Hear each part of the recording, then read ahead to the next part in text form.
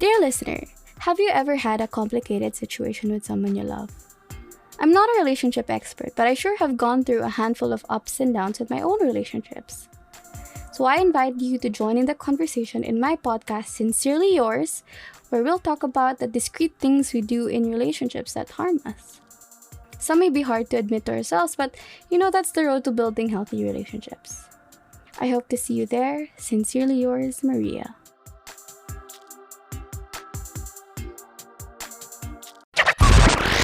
Hype Network presents.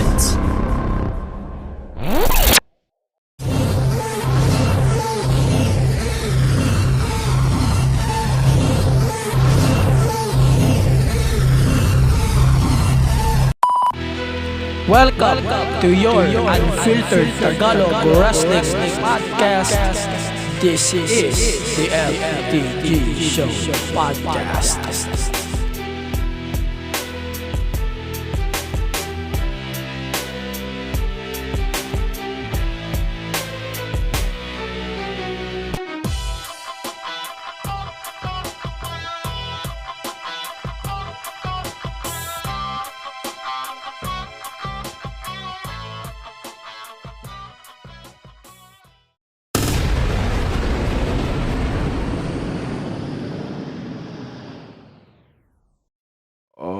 Okay, so it's Friday, and you know what that means. Welcome to your unfiltered Tagalog Wrestling Podcast, and this is the MTG Show Podcast, a wrestling podcast.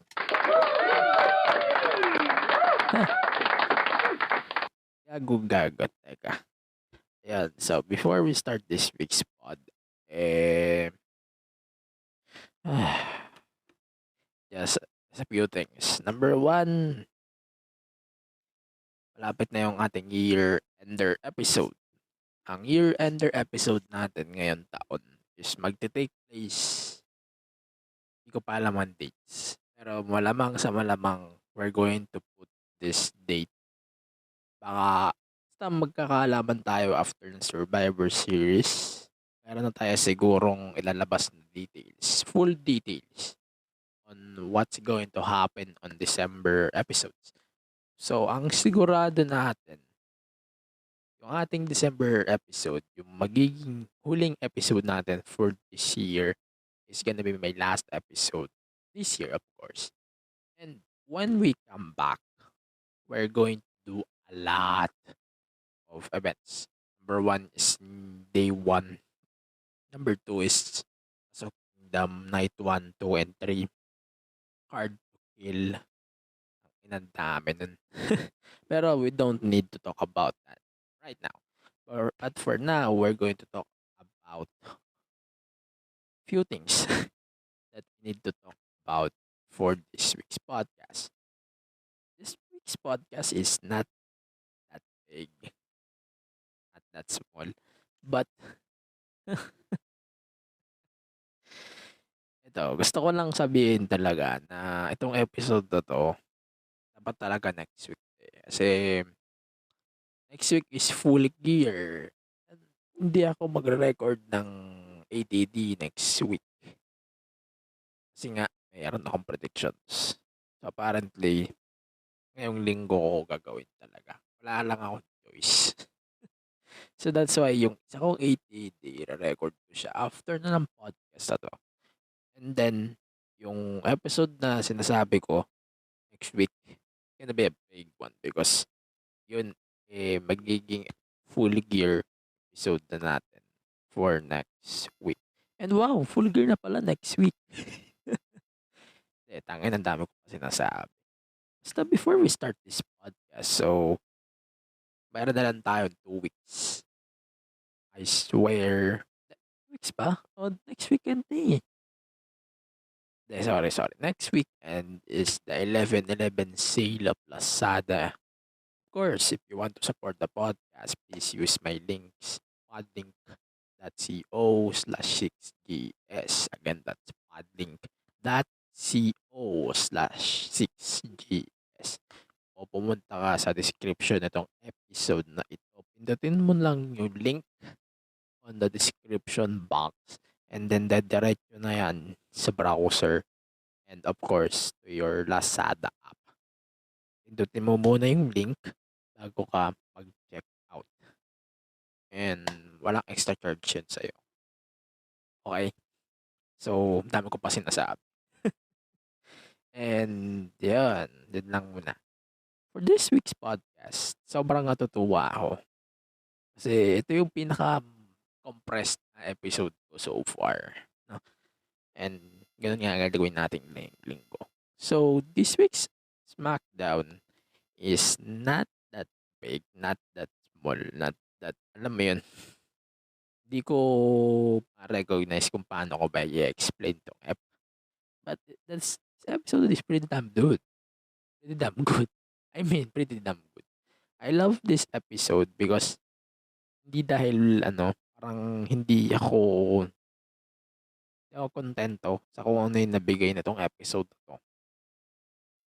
Pero meron tayong few things that we need to mention. Number one, sa Fox Sports kasi nangyari tong episode na to. So it's kinda, alam mo yan, it's kinda stupid and medyo different. Kasi meron ulit na event sa Fox. So we don't have that big numbers.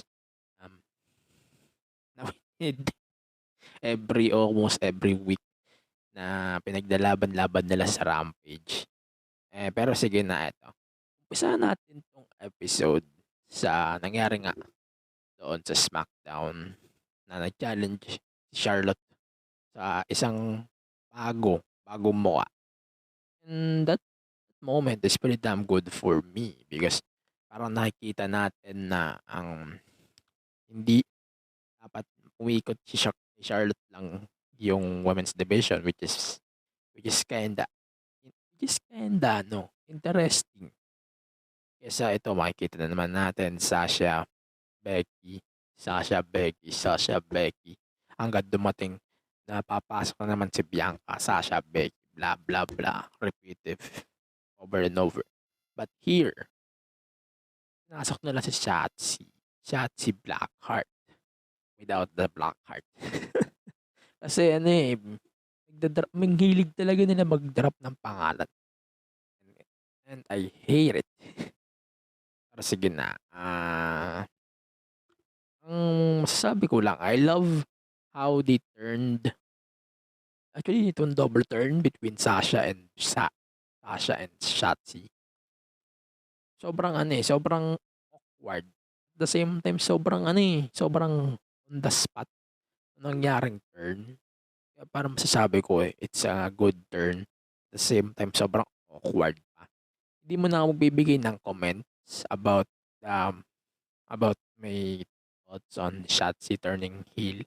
Kasi di pa naman natin nakikita kung magiging maganda ba yung run ni Shotzi. Di pa natin nakikita kung ano ba yung kayang gawin ng heel na Shotzi. Hindi ko muna talaga mabibigay yung matino kong opinion about that. But sabi ko lang, sobrang awkward. At the same time, natutuwa ako because they decided to turn Shotzi into heel. Na, alam mo yun, fan favorite ko eh. Kasi to turn nila into heel, it's kind of stupid. But it's kind of good idea for me. At least for me, magandang ideya siya. However, if tatanong mo sa eto pare, maganda ba tong turn? Of course, sabihin nilang hindi. Kasi sobrang awkward. Yun lang. Parang ganun yung lumalabas dito sa turn na to ni Shotzi. And at the same time, itong turn na to ni Shotzi, parang alam mo yun na alam mo yung feeling na binabago talaga nila yung booking with Shotzi going to this scenario. And it's pretty damn good. Sobrang strong nga dito eh. And we don't need to prove na, okay, andito ako not to lose. But it's time to give the fans na kung ano yung kaya kong ibigay. That's what I love. this heel turn. I love this stuff. Pero yung kay Shotzi, di mo na ako bibigay ng full comments about that. And then we got Drew McIntyre versus Mustafa Ali. Ito na nga, nag-open challenge na naman si Drew. And then, lumabas si Mustafa Ali. And then, ayun, basically, tinalo niya. And naalala ko na naman yung putang inang $1 million na sinisingil ni Adam Pearce for Brock Lesnar. Then, meanwhile, punta tayo dun kay Mustafa Ali. Ayun na nga, tinalo nga ni Drew si Mustafa. And yung afterwards ng promo, yung match, nag-promo bigla si Ali na parang inaano niya yung crowd. Sinabi niya na ano, tawag ba dito? Wait. Parang nairita siya bigla. And inaakusahan niya yung mga fans nagro-root against him because of his name, which is kinda racist stuff. Pero sobrang labo. At the same time, parang they're trying to build another gimmick or character kay Ali na according sa sources natin, syempre, is credit naman sa kanya. So, may tiwala ako kay Ali. Trust me. Makikita natin kung ano yung magiging build nito. Probably for the next few days. So, that's a good stuff. Okay. And then, ano ba? Yung kay... sabihin nyo nang naumay kayo sa usos. Sabihin nyo nang maumay kayo sa usos. It's a new day. But never ako mauumay dito. Kasi yun yan, nagkaroon nga ng knighting ceremony for Sir Kofi Kingston. And kay King Woods. And then yun na nga, lumabas nga ang usos. And yan, it's a pretty damn good stuff that we got. Basically, nag-lead pa nga ito sa isang tag match. And as much as I love both of those tag teams, nakita talaga natin kung ano yung chemistry ng New Day at saka ng Usos. Kaya kahit anong negativity na ibigay natin about this one, we can say na sobrang effective talaga nung chemistry ng dalawang teams na to. Ako, aminado ako, nag-shit ako dito. Kasi ayoko masyado ng mga repetitive stuff. And it kind of makes sense. Mamaya pag-uusapan natin sa isang part pa siguro ng ETD natin. It's kind of repetitive. Pero, ayun parang it's kind of makes sense to me na they're giving us some stuff na never siyang nakukuha before. And, okay, it's fine for me kasi di rin naman magtatagal to. Si Kofi is mawawala rin sa equation by once manganak na yung asawa niya. So, ito yung possible scenario for Sir Kofi. Baka mag-turn si Woods dito. Pero sana hindi. Or mag-take na lang ng break si Kofi.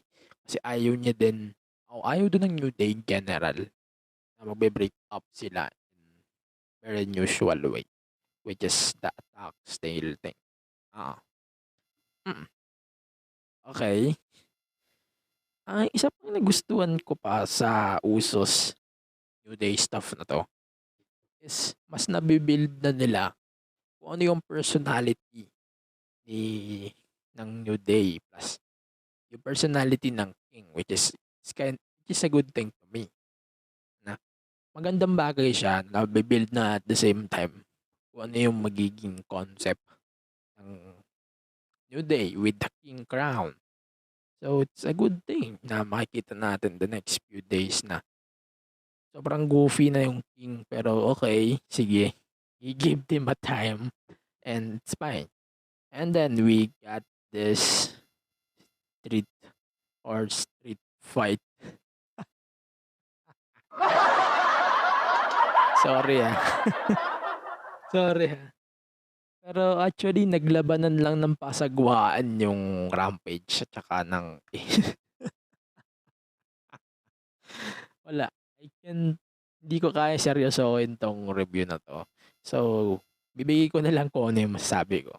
This match is definitely one of the worst match that I watched this year. For the context, it's a tag team match between Moss and Happy Corbin versus Nakamura and Rick Books. And sobrang Jesus Christ, I can't take this fuck serious. Wala eh, di ko lang talaga maseryoso kahit yung counterpart nito sa Rampage na ano, kay Abaddon at saka kay Britt Baker. Hindi ko lang maseryoso kasi nagpangitan lang yung laban. And I am glad na bumawi sila sa ano, sobrang bumawi sila dun sa main event. Mamaya explain natin. And then, wait, ito may question lang ako kasi medyo 3 linggo nang lumipas. And hindi ko pa rin gets kung ano yung point nito eh. Si Sonya, parang inaano niya si Naomi for whatever reason. Hindi niya rin sinasabi kung ano yung reason. Wala siyang ini-state ever since. And,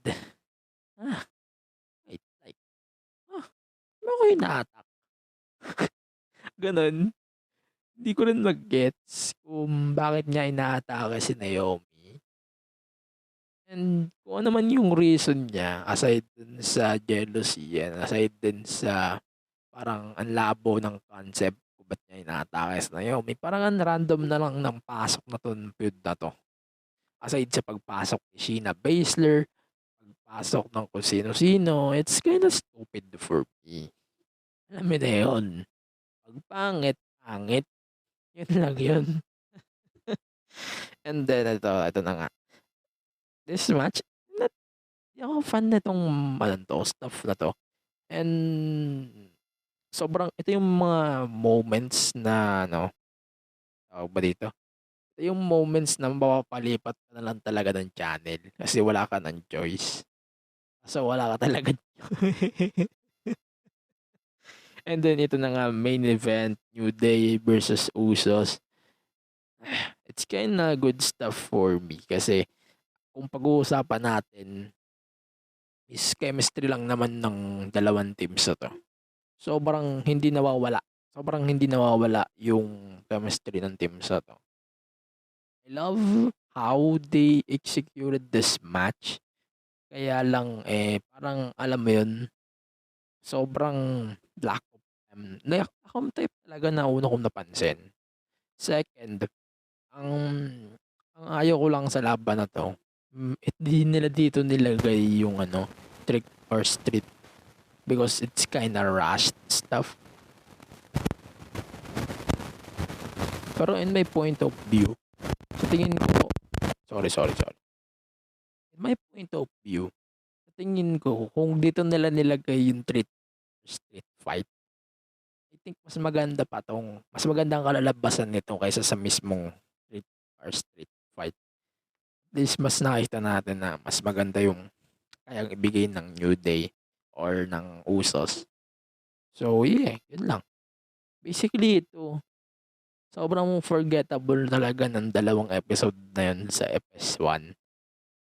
Kahit wala ako masyadong nagustuhan except sa sa turn lang ni Shotzi. Besides that, wala na. Sobrang forgettable na nitong episode na to. And then, magmo-move on tayo sa Monday Night Raw. Tangina, 17 minutes agad. Okay, sige. Yes na, ito. We're going to talk about Monday Night bago tayo mag-commercial break. And ito na nga, Monday Night.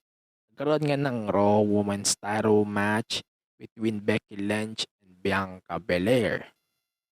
This match, in my personal opinion, this is a very good match. Personally, ito yung favorite match ko since naging champion ulit si Becky in 2021. And as much as I hate Becky to become a champion again, sobrang, alam mo yun, sobrang ganda lang talaga ng ano to, match na to. Pero di magbabago yung opinion ko sa ATD pala ha. Pero ito, I love this stuff. And on Bianca's case, wala. Sadyang di lang talaga tumatanda na sa kanya yung mga plano. Sobrang fun na tong laban na to. And yung paano nila ay na tong laban na to, it's so very good for me. And yung finish naman, parang pinoprotect nila at the same time si Bianca. Because parang naghahanap pa rin tayo ng point of views para magkaroon pa din ng shot si para magkaroon pa rin ng shot si Bianca for the title, which is makes sense to me. Mm. And natutuwa ako dito na hindi na annoying masyado yung gimmick ni Becky. Dahil na to, hindi na siya yung gaano ka tawag ba dito? Wait lang, di ko ma-explain, pero hindi na siya yung gaano ka cheap na gimmick. So that's why I love this stuff at all. Also, it's kind of good stuff that Queen Zelina and Carmella is teaming up once again.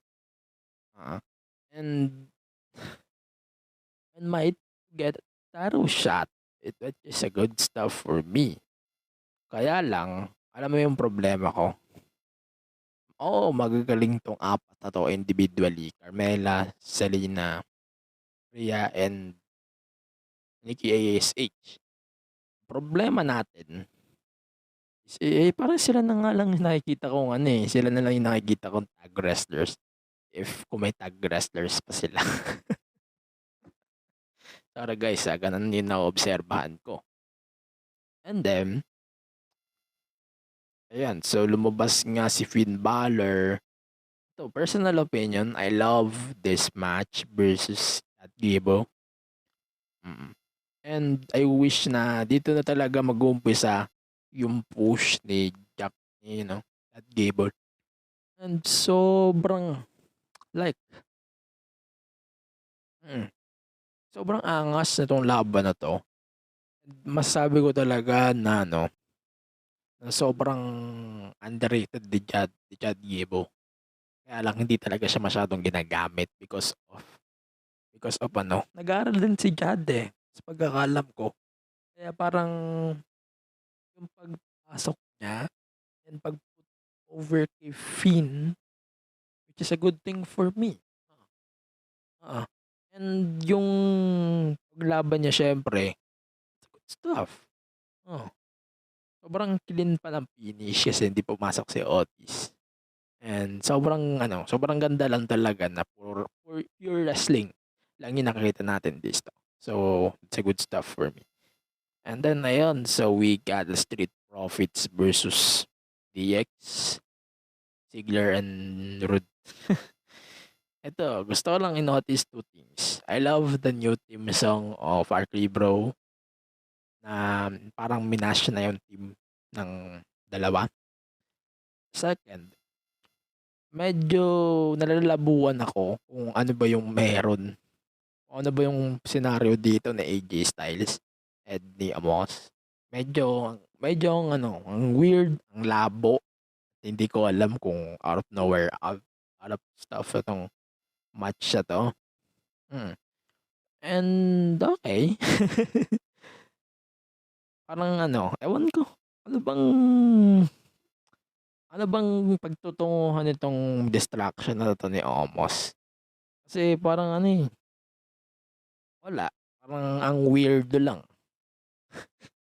Wala, ewan ko nga kung ano pa yung gusto nila ipalabas dito. At wala naman tayo nakikita na. Para saan pa to? Okay. Parang we're just teasing Amos up habang wala pa si AJ para makita lang ng fans na. Okay, ito na si Omos. Maangas ako pag wala akong kasama. Pero pag may kasama ako, kalmado lang ako. Kaya lang ang sabog Parang out of nowhere Sorry guys, sobrang out of nowhere nun. And then ito, Damian Priest versus T-Bar. No DQ match. Personal opinion, that's a good stuff for me from both of these guys. Kaya lang, alam mo yung sinasabi kong number one problem ko when it comes to WWE matches, hindi talaga nila promote yung matches a day or a week before the show because parang hindi nila ginagawa kung ano yung ginagawa ng AEW na kung ano na yung na-promote nila from last week's stuff. Ito na yung ipopromote nila ngayon. Sa WWE kasi hindi. And itong example na to is napatunayan natin na despite of those facts that I said earlier, kaya pa rin nila mag-build ng kahit sobrang impromptu na match, kahit na build na nila last week, they can steal the shit din. And props talaga sa dalawa kay Priest at kay T-Bar because that's a good shit right there. Even though I hate those attribution names pa din. Okay. Plus the Apollo Crews name stuff and the title hunting is it's a good stuff for me. But we're not going to get a title match anytime soon. So yeah, yun lang. And then ito, sige. Finally, we're going to talk about Big E versus Kevin Owens. Medyo napaisip ako kung ano ba yung tinitis dito ni Kevin Owens. About the 3 years, 3 months stuff. Or 3 months, 3 years. Sige. Ewan ko. Tingin nyo ba aalis kay O sa E for AEW? At this point, hindi ko nakikita na aalis siya. Kasi at this point, parang nararamdaman ko na kontento siya on ano yung ginagawa niya sa WWE. Unless umalis siya sa WWE for AEW to explore more. At this point, wala na siyang dapat patunayan eh. Yun lang ang akin eh. And at this point, this match versus Big E for me, Big E versus Owens, parang alam mo yun, nabigyan ng, at the same time, I love Big E. Pero sobrang alam mo yun na na parang minamind games na lang sila. And that mind game stuff that's why I love this match the most. Yo. And Rollins being the middle guy and being the dick who he is. Sobrang alam mo yun na na nagagamit talaga yung character niya ng mabuti. And as much as I hate the gimmick pa din, I love how they are using Seth Rollins right now. Plus, dagdag mo pa yung, tao ba dito? Dagdag mo pa yung annoying shit na ginawa niya last week. Sobrang ganda nun, I swear. Plus, the promo na minention pa niya yung Kayomania and Kayomania. Yung Coffee Mania. That's a good stuff. Okay. And also, to clarify, and finally ito, parang si KO, parang nag-iisip ako, is KO turning heel? Ewan ko, kasi kung nakikita natin na parang 50-50 eh. Parang 50-50 dito si KO and di rin napaniwala si Big E na papaniwalaan niya to. But whatever it is, regardless, parang labo-labo na yung mangyayari dito sa Tyro. So it's kinda good stuff for me. Yan lang. So basically, I love this week's Raw. Better than SmackDown. And I think the stuff that I can give for this week's SmackDown, this week's Raw, before we go to the commercial break, panoorin niyo yung tatlong match na nagustuhan ko. So it's Becky versus Bianca, and then yung the Antiro match between Priest and T-Bar, and of course this main event, Big E versus Owens. Siyempre panoorin niyo din yung wala na akong oras na tatandaan eh. Ayun, so basically yun lang ang ating Raw. this week. So when we come back, mahaba pa tong episode na to. We're going to talk about NXT, AEW, plus of course Jon Moxley. And I feel bad for John. But at the same time, I wish him all the best nga pala. Kasi mamaya natin i-explain dito sa show. And for now, let's check our other podcast here on Pipe Network. Gusto niya bang malaman kung paano kami nakikipag-collab sa mga brands in the MT Show podcast? We use Podmetrics, the easiest way to monetize your podcast.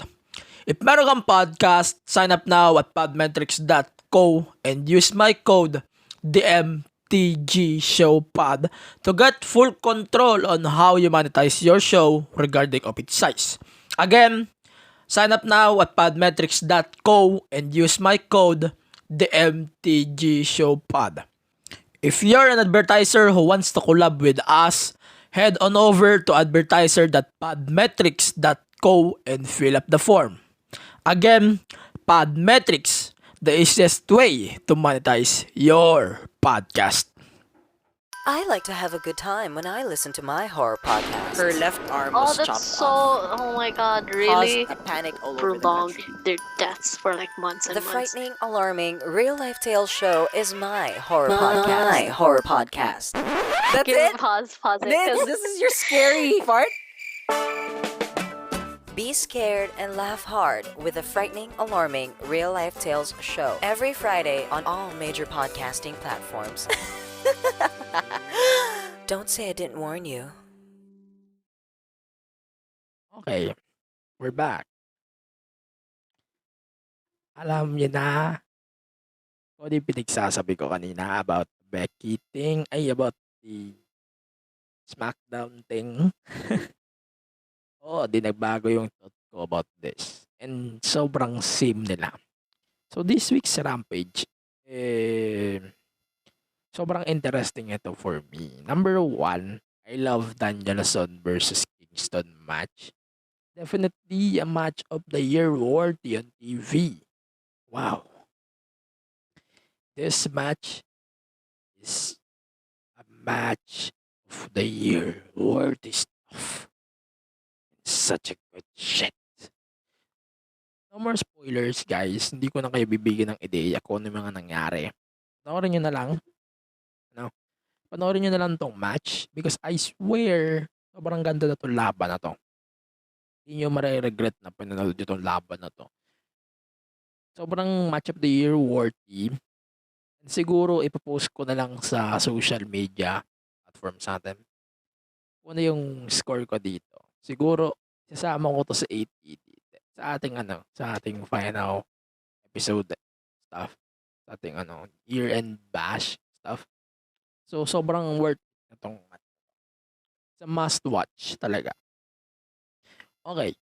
And then, we got this main event. Ayun na nga, so, Abaddon versus Britt Baker ng Tyro. So, trick or treat fight. The trick is yung street fight. DQ match. And then, the treat or the reward, of course, is arrow shot for Abaddon. And, kailangan pa ba pag-usapan to? Sobrang ad nito eh. Sobrang ad nito. Kung ikukumpara natin to sa tawag dito, yung trick or street fight ng mas maganda to kasi may mga magandang spots akong nagustuhan dito. However, the only thing that I can say here is it's either pangit or sobrang average. But okay, we got it. I love how they protect Bray right there. And okay, that's a good stuff for me. And then we got this week's NXT 2.0 and we're going to do the recap. It's kind of short. Okay. I love this new Mandy Rose gimmick. I love his new Tyro run ni Mandy Rose. Wala siyang kasama ha. Di kasama si Gigi Dolan at si JC King. And nasa backstage siya. Mm. And then, nag-promo doon si Mandy. Sabi ko, wow, that's a good promo personally. And I can say proudly, sinabi ko na to sa social media, sa Twitter, but this Mandy is definitely the best Mandy right here. And hindi na mababago yung point of view ko. Oo. And then, of course, the typical NXT WWE stuff. Sobrang random nung sumunod na segment. So, we got Io Shirai, we got lots of talent, we got Toxic Attraction, we got Aiden Carter, and Kissy Catanzaro. Very random. But, okay. At least, ayan, sige. At least we got some teasers and previews on what's going to happen next. Maybe we can get Mandy Rose versus Dakota Kai.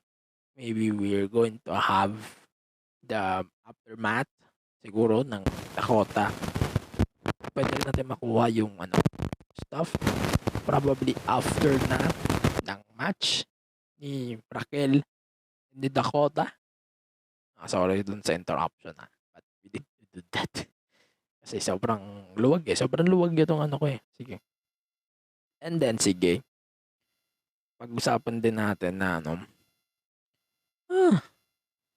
bakit may dalawa akong stuff na napuna and napaisip ako. Number 1, yung Dakota Kai versus Cora Jade. And number 2, yung dance promo between Robert Stone and Siren Quinn. Number 1, 2 things in mind. Number 1, ba't siya nag-exist yung segment na to at all?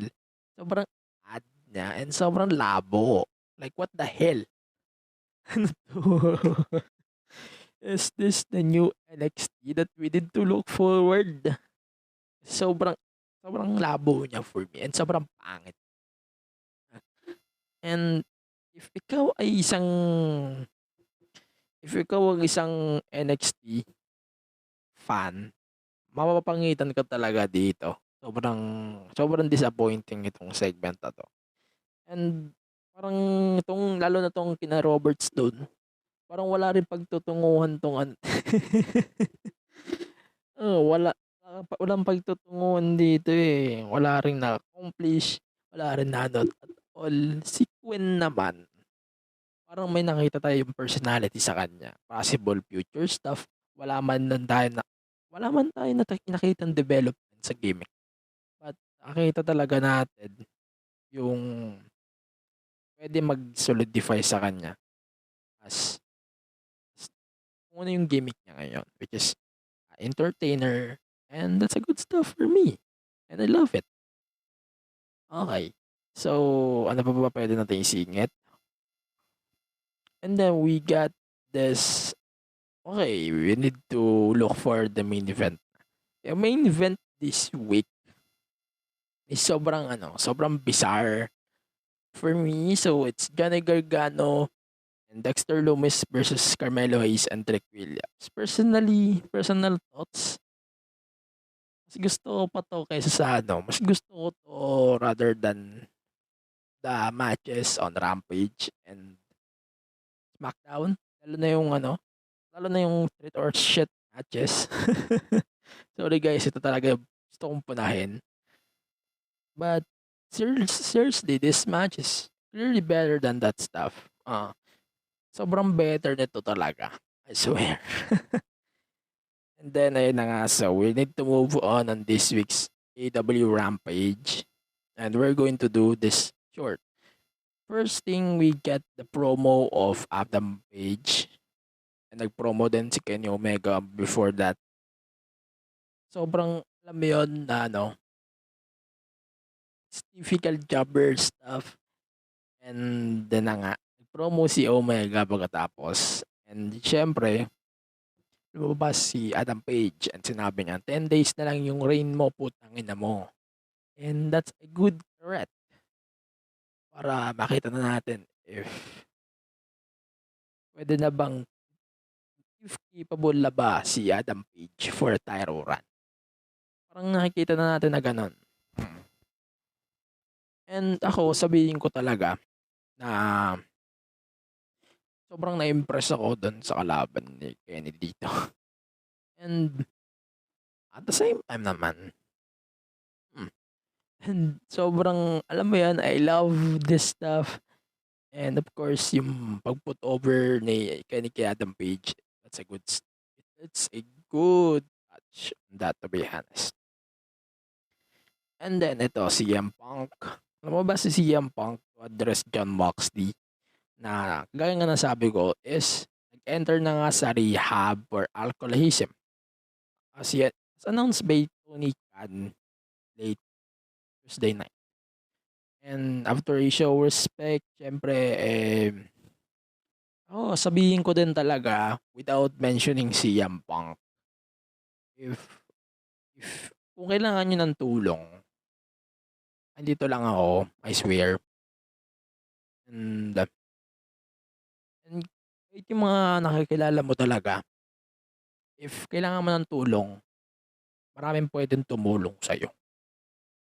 Kahit yung mga kaibigan mo, if kailangan mo ng tulong, kapitan mo. And huwag ka mag-solo sa kung ano yung problema na iniisip mo. Isipin mo may kakiramay ka, isipin mo may kasama ka. And sobrang nakakagaan nun para sa akin. Ito pa. And then, let's go back to the segment. And yeah, so we called out Eddie Kingston. Speaking of Eddie Kingston, we need to explain the context of this. So, nag-promo si CM Punk. Nagpo-promo siya backstage sa Rampage. And then, ayun, lumabas si Eddie Kingston. And si Punk, parang na-bitter siya dito sa part na Eddie Kingston na, ba't mo ko inistorbo sa promo ko? And basically, that's it. Yun lang yung nakita nating stuff on that promo stuff. And then, naiirita si Punk about it. And instead, he challenged him in a 1-1 next week in St. Louis. I swear, I love CM Punk doing what's the best for him na mag-promo almost every week. I don't know. Regardless on what he said on the part of Jon Moxley, it's all about respect. I swear that. Sigurado yun. But, going to talk about the Kingston part. The Kingston part is kinda random. And okay. Let's see na lang kung ano yung possible mangyari. And ayun, dagdag din natin. So, Samurai del Sol, also known as Kalisto, made his debut on AW. And Airstar din, both debuts to parehas. Before that, nag-promo yung Super Click, Adam Cole and Young Bucks. And sobrang chaotic. And then lumabas si Christian Cage, Luchasaurus and Jungle Boy, and nag-brawl ngayon tatlo. And nag-concerto na siya kay Adam Cole. Oh shit. Sobrang satisfying ng concerto na yun, I swear. And then ito na nga yung match for the AAA tag titles. Okay. Sobrang not bad. And then yung brawl, that's a good stuff for me. Personal thoughts about the match, possible pa to maulit. Possible pa to maulit sa Full Gear. Ewan ko din kung pa yung nabook na nilang stuff. But I think nabook na ata yung Lucha Bros versus FTR, the Tyros. Ewan ko, confirm natin next week. Hindi ko rin sure eh. And then, ayun, so we got this inner circle stuff. And ang masasabi ko lang is 2 points. Number 1,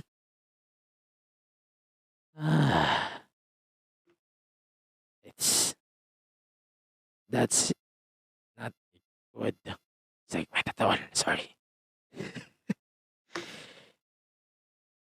love Jericho. Huh? I love Jericho. I respect Jericho. All of his accomplishments. But this is not one of them. Sorry, guys. Ito, sabihin ko sa inyo, na first of, first of all, hindi ko gusto na may American Top Team versus Inner Circle na match at all sa pay-per-view na to. Jesus. And sobrang alam mo yun na they're trying to convert this feud into edgy, into funny at the same time. Pero it wasn't. It's a funny thing here. But alam mo yung gusto ko dito? Si Paige Van Sant, despite of those shit that Jericho said, sobrang alam mo yun, sobrang she has the presence right there. And kahit ano pa yung sabihin nila, hindi talaga siya na bad trip. Ato. And then, ayun, sige. So, we need to move on. I swear I love MJF regardless on what the hell is doing. And wala na akong kailangan i-komento, but we're going to get MJF versus Darby sa Full Gear. We're going to discuss that next week. And then, ayun, Andrade versus Cody Rhodes. Okay. Masasabi ko lang is, this match is kinda, okay, not bad. But not the same as the match that we got few weeks back with Malakai Black and Cody. Mas tingin ko mas satisfying to kaysa doon. Kasi mas clean yung panalo dito. And then ayun, so sinabi ng mga announcers that the business relationship between Andrade and the Pinnacle. And then, ayun. So parang lumabas na ulit ang Lucha Bros. It's kinda random for me. Ewan ko kung ano ba yung nakita ko. And personal opinions, I love this match, to be honest, between Cody and Andrade. But however, Andrade winning the match makes sense. Lalo't marami talagang may ayaw kay Cody. Yan lang. Parang it's kinda makes sense for me. And finally, the main event between Jon Moxley and Orange Cassidy. Ito na nga. We're going to explain stuff here. Si Jon Moxley, dapat makakalaban ni OC, is na-pull out. Na-pull out na siya. Hindi na in-announce to prior to Dynamite. Kasi I think TK is respecting the privacy of the family of Jon Moxley. And di na rin siya ginawa ng storyline, which is a good stuff for me. So, in-announce na TK that pull out na muna sa tournament si Jon Moxley dahil nga pupunta siya sa rehab for alcohol rehab. And I wish Jon Moxley all the best. Sana mag-success siya dun sa sa kanyang gagawin sa loob. And when we come back, sana sobrang iba na yung feeling ni Jon Moxley. But for then,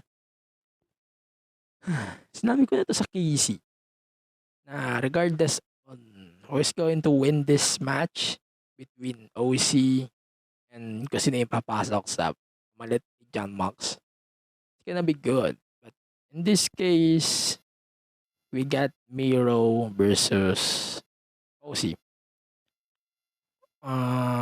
Okay. It's kinda weird to me na sobrang random ng pagpasok ni Miro dito. But it makes sense dahil face to heel logic. Pasok tong ginawa nila. And then after nitong match, of course, is lumabas si Bryan Danielson, nag-face off sila. And had their hype for the tournament final. And ayun. Basically, that's it for Dynamite.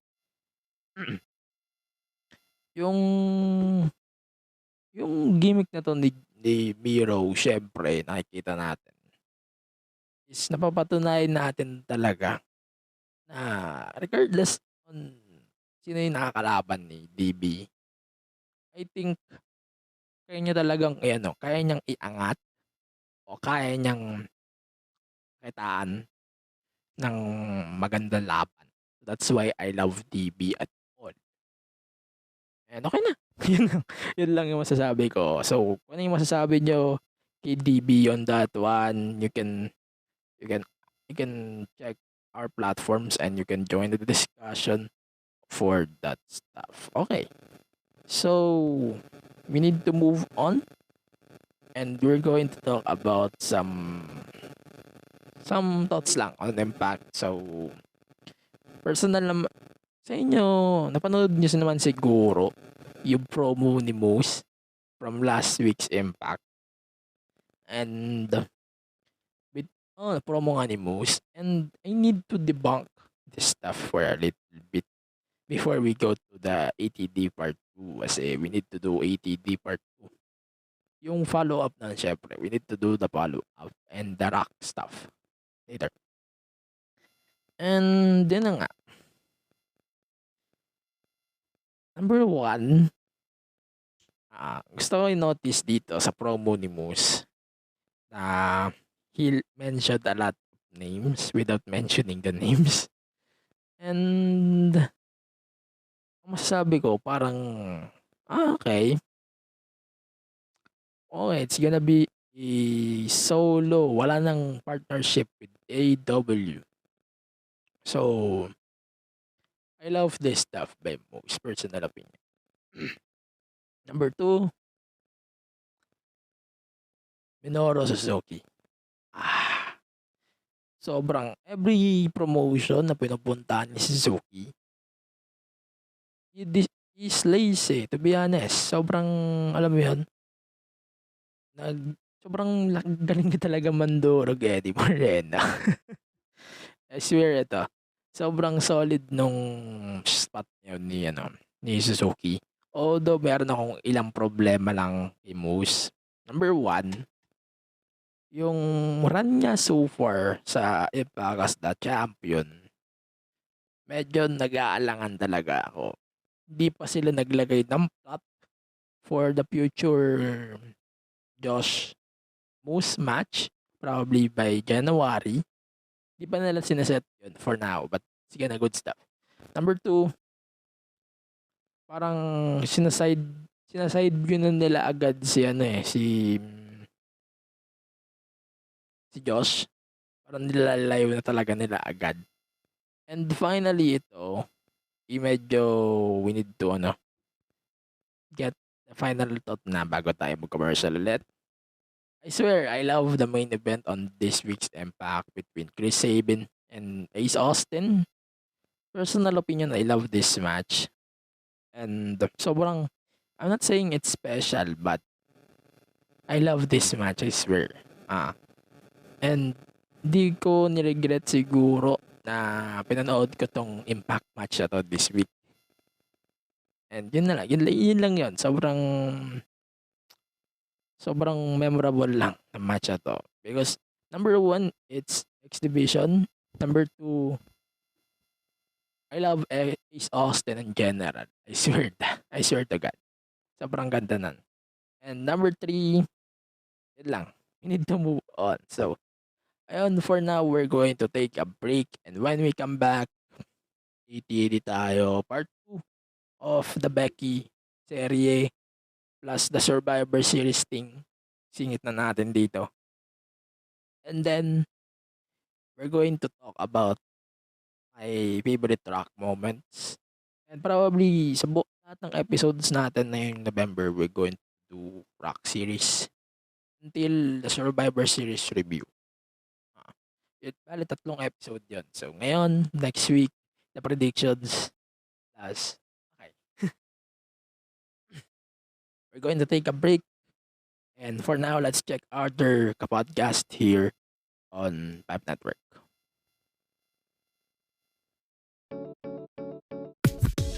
Catch the Pizarra Tales weekly as we tackle issues about education and share experiences about teaching. Hosted by James Australia, available on your favorite podcast platforms. This is Mike and Ham from Please Pause. Meron kaming munting podcast where we talk about all things TV and film. And despite that, surprisingly, we are still married. Control freak ka kasi sa podcast na to. 30 seconds lang po ang meron tayo. Pakibilisan. From blockbusters to classics, superheroes to love teams, hit series to teleseries, join us as we have meaningful and meaningless conversations on the stuff we watched. Someday, mababago ka rin ang tagline na yan. Check out Please Pause on Apple Podcasts, Google Podcasts, Spotify, and other major podcast platforms. See you there! Okay, we're back. So, we're going to plug some stuff muna before we move on to the ATD segment. Number 1 na to. So, Shopee 11/11 sale is coming. The biggest sale of the year sa Shopee. So, if you want to support the podcast with your shopping, of course, pindutin nyo muna yung link sa description or i-type nyo na lang to sa inyong browser. So that's padlink.co/6g padlink.co/b. Again, that's padlink.co/bhx. Nakatulong yan. Pindutin nyo muna yun or type nyo muna sa browser. Diretso yan sa app and saka kayo mag-check out. So, that's a good stuff. You can help and support the podcast with no extra cost to you. And then, ayun, so, add na din natin to. So, we have NordVPN. Tuloy-tuloy pa din yung Black Friday deal nila. And if you want to access some stuff na hindi pa natin napapanood right now or hindi pa natin nakikita right now, especially the Marvel movie stuff na ipapalabas pa lang sa atin dito probably by November or December. And gusto nyong manood in your own hands, syempre, please use the links on the description or please type this on your browser. That's padlink.co/bwn. Agad, that's padlink.co/bwn. And you can get a Black Friday deal. I don't know it's available pa. So you can get 2 years plus 1 month for only $79. That's $79. And when we convert that pesos, it's $3,970 pesos. So that's a pretty good deal for me. And ayun, if you want to support the podcast, of course, by using NordVPN, that's the way.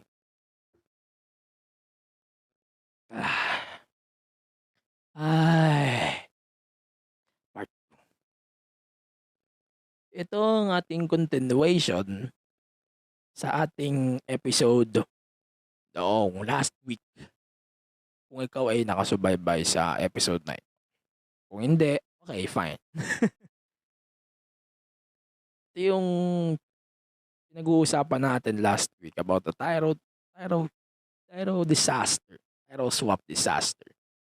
And singit na rin natin yung Survivor Series dito kasi sobrang napapanahon.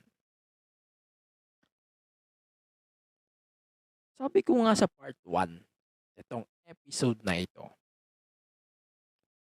hindi ko ni-regret sabihin na tama si Charlotte on her point of views kung bakit gusto niya i-protect yung sarili niya from the Tyro swap.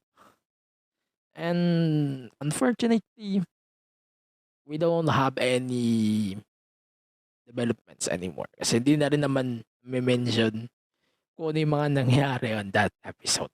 Unfortunately.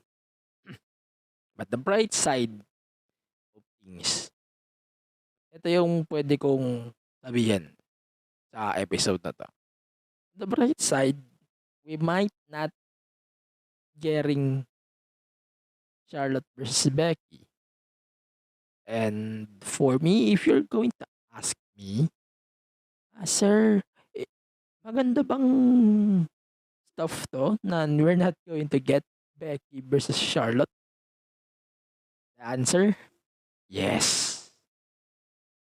Kasi ako mismo, sawang-sawa na din when it comes to Becky at Charlotte. Oh, sabihin nyo na naman, na-bitter ako. No. Sabi ko sa inyo, we need new faces. And we need new stars. So that's why nag-debut si Shotzi sa SmackDown. And they did the best decision of that week. Okay. Regardless on what I'm saying here during the part 1, medyo we need to, need to convert or to divert. Medyo i-connect natin to. Regardless on what the hell I'm saying here, but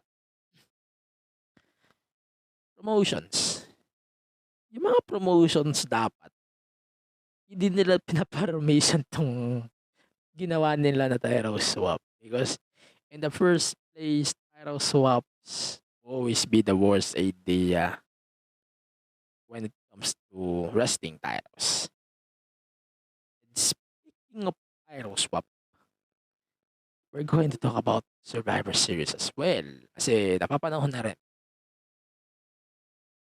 Notice nyo ba na hindi pa napopromote either Raw versus SmackDown things on this year's Survivor Series?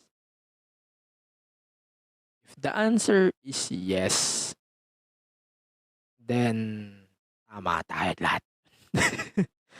Kasi based on what we're getting right now, mukhang papunta pa rin tayo sa 5-on-5 SmackDown versus Raw, ulit-ulit champion versus champion, and I'm sick of it. Alam niyo, nirant ko na to sa Crown Jewel sa Twitter. Hindi ko pa siya nararant ever since dito sa show na to. Sabi ko, I'm going to save my time or my shit on this. But definitely, I'm going to say this once again. But hindi natin kailangan every year meron tayong 5-on-5 or brand supremacy. Because sobrang ass nun. For me, sobrang ass nun. If you're going to ask me about, sir, okay lang ba sa'yo na every year may 5-on-5? The answer, no. Always be no. Lalo na kung ang paglalabanin niya si Charlotte at si Becky. No. Sorry guys, ang easiest answer on that matter is no agad. Mag-no ka agad. Oh, sabihin na natin, we love Becky during her first run in 2016. Speaking of 2016, there's a lot to mention about that Survivor Series. That year's Survivor Series is the last Survivor Series na sobrang satisfy ako on the build-up aside from the 2019. Regardless on that matter. Itong 2016 draft kasi sobrang ganda lang ng outcome for me. And it makes sense na kung magkakaroon ng 5-on-5 on every counterparts, it's a good stuff for me. The problem here is ginawa nilang habit eh. Ginawa nilang habit yung champion versus champion, brand versus brand. It's all about the brand supremacy. And I don't know. What's wrong with this stuff? And we don't know what's the direction here. Because nakukuha na natin yung mga brand supremacy prior to the draft eh. So why we're going to get this? Ba't ba tayo makukuha nito? But why we need Roman versus Biggie again? It's because of the ratings. Okay, that's a fact. So why we're going to get this again? Because of the ratings. Just kidding, just kidding, just kidding. Again, I can say Big E versus Roman is a good stuff. But when it comes to WWE's decision on putting almost every year na 5 on 5, 5 on 5, 5 on 5, sobrang shit nun. Sobrang shit nun for me. And hindi ko niregard yung decision ko na shitan to ngayon. And hindi ko nalalagay ng part 2. But regardless on that matter, alam ko, shinit ko lang din itong episode na to just to orient everybody na 5 on 5 matches on every year Survivor Series is not the best decision or the best stuff that we want on Survivor Series. Kasi we don't need every year na meron tayong Hindi natin kailangan na every year merong na merong tawag dito. Hindi natin kailangan na almost every year meron tayong 5 on 5 or brand supremacy. We don't need those stuff. Doon pa nga lang sa Brock versus Reigns rematch, okay na ako eh. But this, are you kidding me? We're going to get another 5 on 5 or brand supremacy. Sobrang tae nun. Sige na. We're going to conclude this episode na, and marami na rin ako sinabit tayo dito sa episode na to. Ito, to conclude this week's pod. Regardless on what I said on Twitter, hindi magbabago yung POV ko dito. Hindi dapat ginawang annual yung SmackDown versus Raw stuff na to. Because na-overuse na siya eh. And na-overuse na rin siya prior to draft. And it's not a good idea na every year we're getting the Survivor Series shit there. And hindi siya magandang gawin na every year shit. And basically, it's the end of the story. And basically, that's my attention to detail.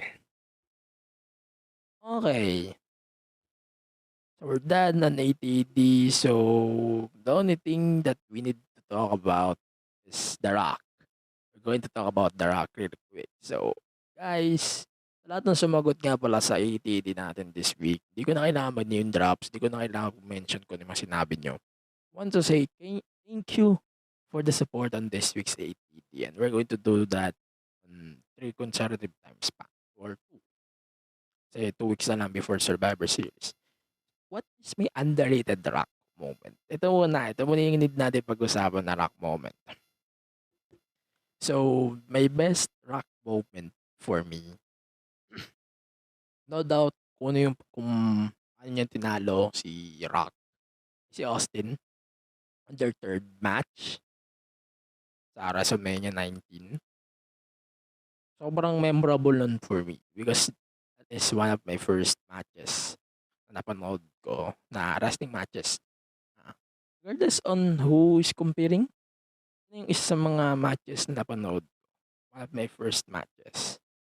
And then the most underrated moment, sinabi ko na nga sa caption eh. So it's the Hollywood Rock or the Hollywood Rock from 2003 to his final run. And kahit sino naman siguro, hindi makakalimutan tong run na to. We don't need to drop segments on this stuff, but yeah, sobrang memorable nun. Ayan, sige na. So, we're going to wrap up this week's episode. So, we got our picks, our stuff of the week. So, number 1 is the superstar of the week. Obviously, Jon Moxley because of his stuff versus Dark Order 10. And then the Woman of the Week is Mandy Rose winning the NXT Women's title. So, sobrang surreal nun for me. And then the match of the week, regardless on the stuff, it's Ryan Danielson versus Eddie Kingston. So, yeah, that's it for this week's podcast. Follow the podcast on all the social media platforms: Facebook, Twitter, Instagram, Twitch, and on. And also, you can listen to the Attention to Detail, the podcast, on Spotify, Apple Podcast, and Google Podcast. And on this podcast, every Fridays on your favorite podcast platforms and on the podcast app that you can use for your Android phones for free, syempre. Pero in the end of the year, I think we're going to discontinue the app na. Naplano ko na i-discontinue yung app. Kasi medyo wala naman nagamit eh. Ayan, so for more Pipe Network shows, visit pipenetwork.co for more Pipe Network shows and follow the Pipe Network on Facebook, Twitter, Instagram, and on TikTok. Also, please support Pipe Network sa 480, yung 4-part special nila about Magandang Gabi Bayan. Pakinggan nyo yun, sobrang ganda. And then, yung 8 questions. Kasama ako sa 8 questions. So, if you want to listen about other stuff on 8 questions, nandun ako. And mapapakinggan nyo na yung 2 episodes nun sa Spotify, Apple Podcast, and your favorite podcast platforms. And yan, social media platforms at AG Penera on Twitter and Instagram. So, yun lang. Yun lang for me. So, that's it for this week's episode. Sobrang haba na nito. One of the longest episodes in a while. So, mask up, register. Wala na pala. We don't need to register the vote anymore. Mask up. Stay safe. Stay raso. And I hope na safe pa rin kayo. And let's go out next year and vote for the most deserving president in 2022. And see you on our full gear predictions episode. Stay safe, stay raso. Peace. Yeah.